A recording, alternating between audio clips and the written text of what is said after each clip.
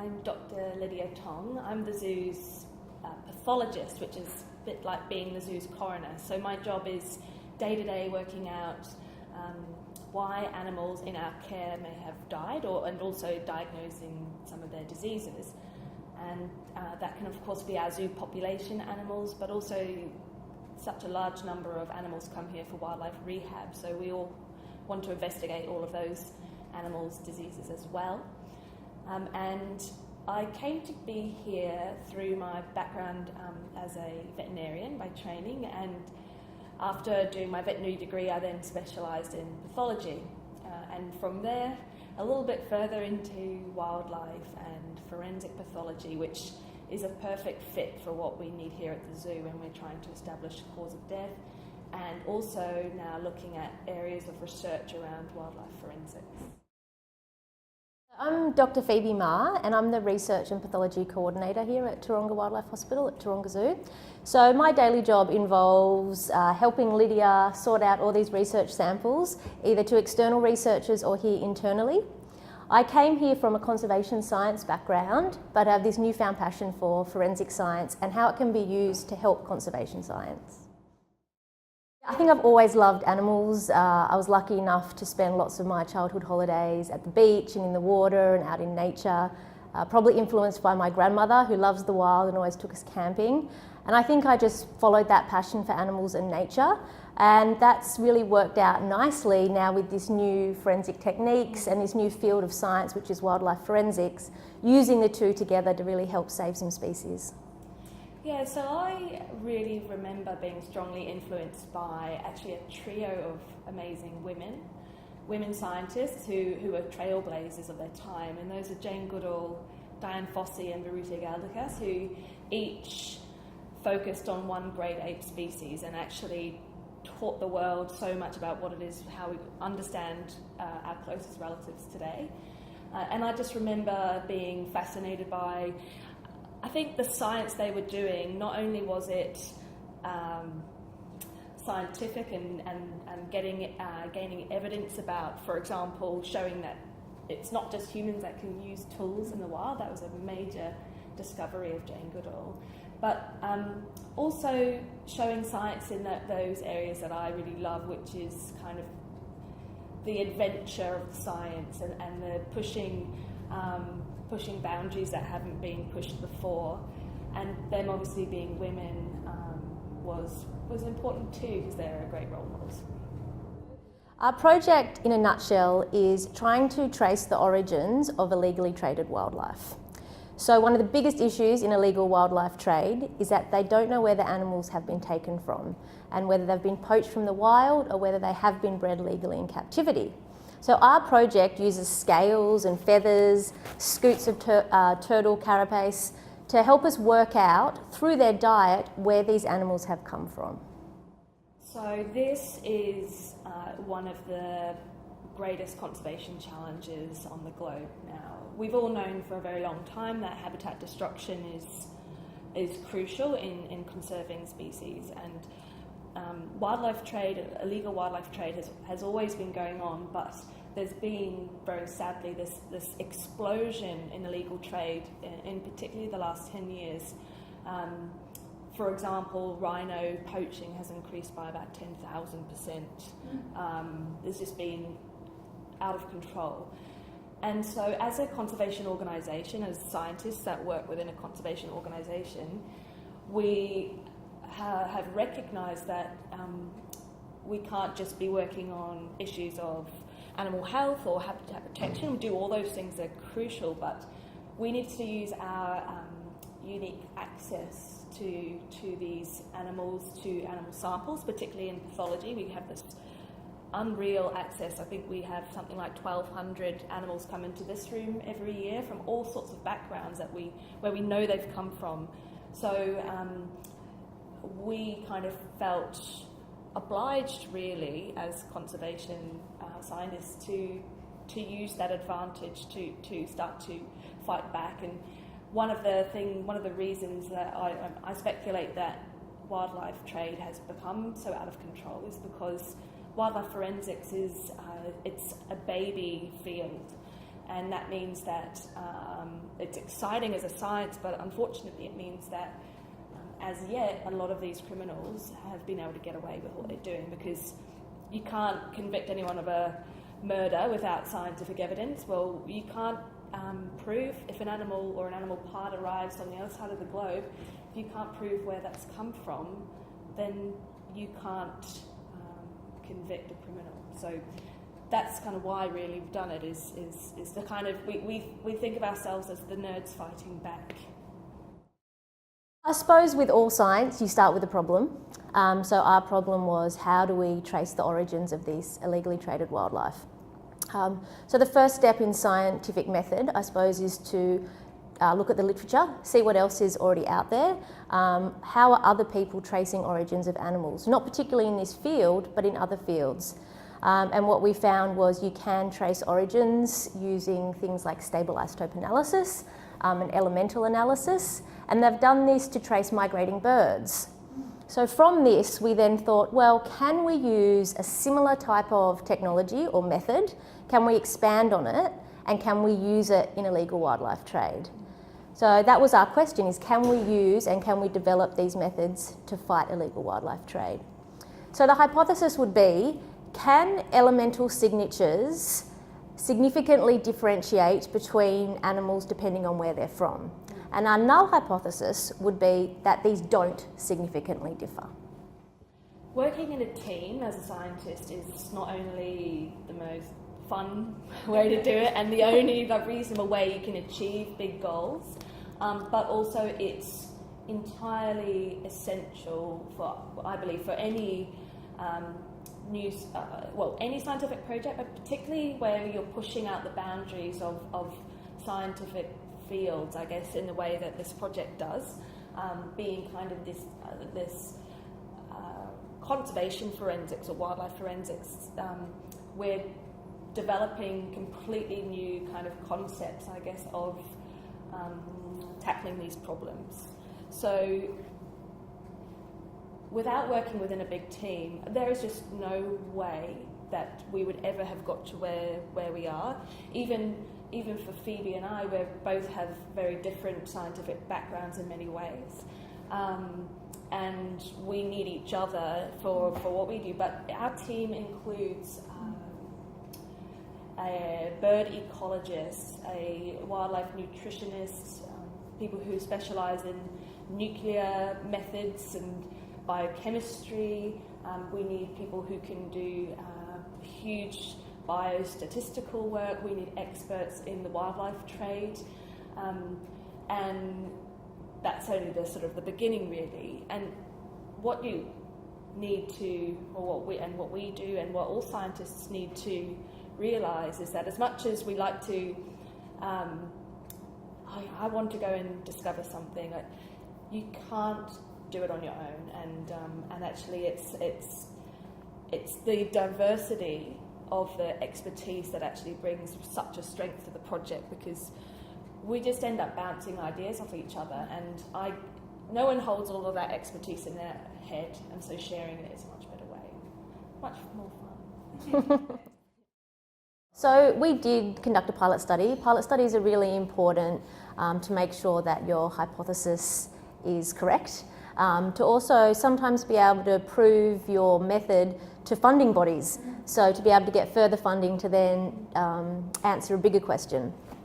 With a pilot study, your model that you use needs to be easily accessible, it needs to be relevant to your project, and it also needs to be as controlled as possible. So our example was short-beaked echidnas.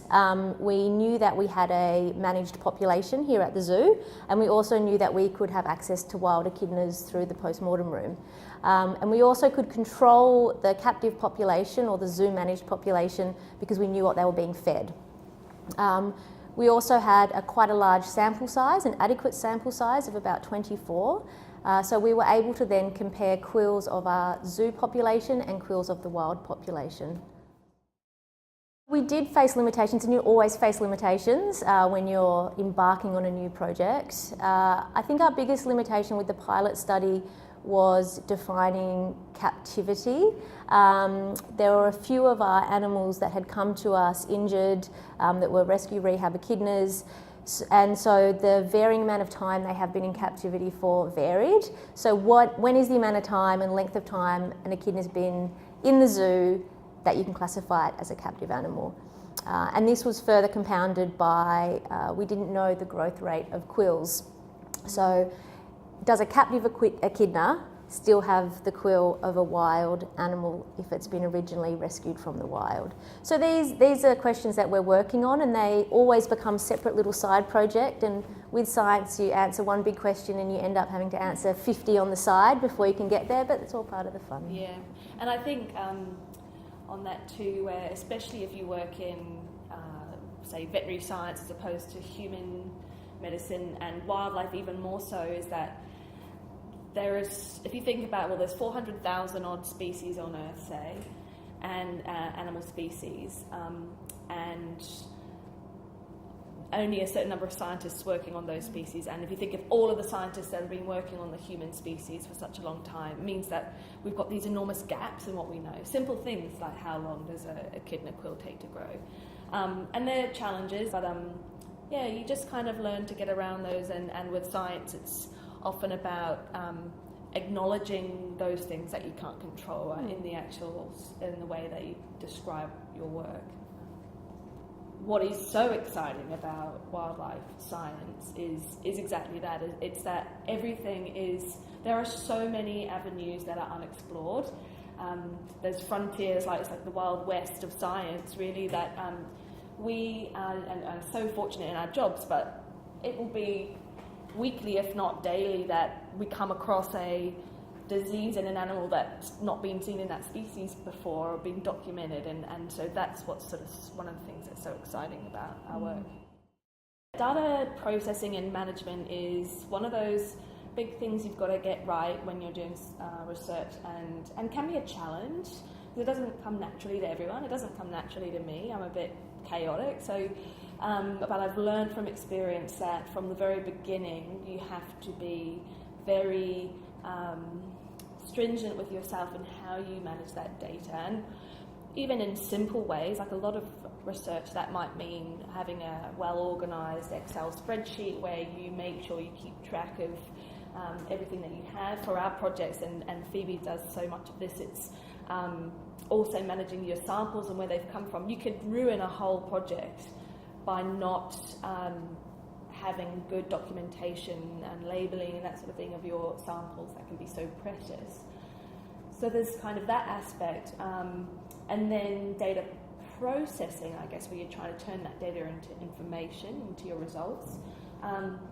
There's a huge variation depending on what kind of work you're doing, but it generally could involve anything from you doing your own analysis with some statistical methods. Everyone, I strongly recommend become friends with a statistician because they're these sort of magic people that can help you enormously. But in seriousness, doesn't matter what kind of science you do, having a understanding in stats, and everyone finds it hard. Right? We all find it challenging, apart from statisticians. But you may process it in that way, so manually, or you might process things. High-powered computer modelling, for example. Now, in our project, one part of the analysis involved reading the elements at about 300 points on each element 300 points on each quill, and at each point we were measuring about 25 elements. And then we had 24 quills. So that actually adds up to about 120,000 data points, which is a lot of data for anyone to handle. Thankfully for us, and coming back to teamwork, we had an amazing team member who is involved in biostatistics and large amounts of data, and they use this sophisticated computer modelling in order to process that data. So there's a huge realm of the ways in which your data may end up being processed, and that's kind of fun and exciting too, because different people like the attraction of those different kinds of data processing. So in terms of this project, the way the data was analysed, and like Lydia said, we do have an amazing statistician, so I am just summarising their amazing work. But just to give students an idea, this project, it started with quite a simple statistical test, which was a 2-sample t-test, which is basically where you compare two groups and you compare the means of the two groups. And you will use this across science in so many different fields, because essentially always what you're trying to do is decide whether or not there is a difference in your two treatments. And that can really be simply told with a 2-sample t-test. So we did that initially to compare captive and wild. And then once the data got much more complicated and we brought in the elemental analysis, we had to start using multivariate analysis. And they used a generalised linear model, which takes all these data points and basically works out how often we will get the result by chance versus our data. And we found from the modelling that we actually were getting there was only a 4% error rate. So only 4% of the time the result would be by chance, which is a really great result and gives us a 96% accuracy in our data and our test. Well, lucky for us, our hypothesis was correct. And so our hypothesis was that there was going to be a significant difference between the two groups of captive and wild echidnas. And what our data analysis showed us was that there was, and we used several graphical techniques. I think it's really important to display your data graphically because it gives audiences a really clear understanding. And if you saw our graph, it would beautifully split out into two separate groups and proved our hypothesis. Yeah, and what that means is we can take a quill, or someone on the US Border Patrol could to snip a bit of quill from a echidna that's being imported and run it through our techniques and say, I'm sorry, this animal was born in the wild, this is an illegal trade. So that's what it comes down to for us. It's just all this cool science, and it just comes to this climactic point where, hey, we can actually, this is a tool that we can use in the real world. In science, often the drive is towards doing a project that you can eventually publish in a peer-reviewed journal, and a lot of the students, this will be something, particularly if they go into university degrees in science, that you become more exposed to. It's a kind of the holy grail of your project is to get it into peer-reviewed journal, and that is critical because unless your research is peer-reviewed, it won't be considered, I guess, almost factual. You know, you need it to be looked at, and not only that, what happens too in different types of research institutions, particularly in sort of university type environments, getting publications is a really important measure of kind of success. So that is a critical part of being a scientist, particularly in a university. Now, the other side of the coin is that whilst your direct colleagues in your field may read your work, the public may have no idea, or people working in wildlife enforcement in Vietnam might have no idea about this technique, and so you have to think more broadly about science communication. We, as a team, and we're very lucky here at Taronga that science communication and education is an enormous part of what we do, and community engagement. Now, we, in order to make an impact with our science, the most important thing is that it's, in this particular project, it's communicated to authorities, but also to the public, and improve public awareness. And you can do that a few ways. Generally, you want to have your work published or about to be published. That's kind of the idea. And then by approaching whether any kind of media organisation, doesn't have to be anything enormous or huge, but just so that you can communicate your science out there. And for people who do quite like science and like interacting with people, science communication is a great branch of sort of science to be in. We are very much, we're pretty aspirational in what we hope to do with the science that we do. And I think most scientists are, and you have to be, to kind of keep that drive going when the project doesn't go to plan and that sort of thing. we like everyone who works in animals, you get into it to, I guess, fundamentally improve the life of an individual animal or a group of animals, whether that's wild animals or any other, and particularly working in the conservation space, to be able to bring what is quite a novel branch of science is of so much meaning. Because we're in this very fortunate position of being able to do the science with our broader team and being in a large conservation organisation, there's a real potential to kind of lift up this branch of science as a kind of a new opportunity for young scientists to kind of branch into. Forensics has existed forever, but always focused on protecting humans, and that's great.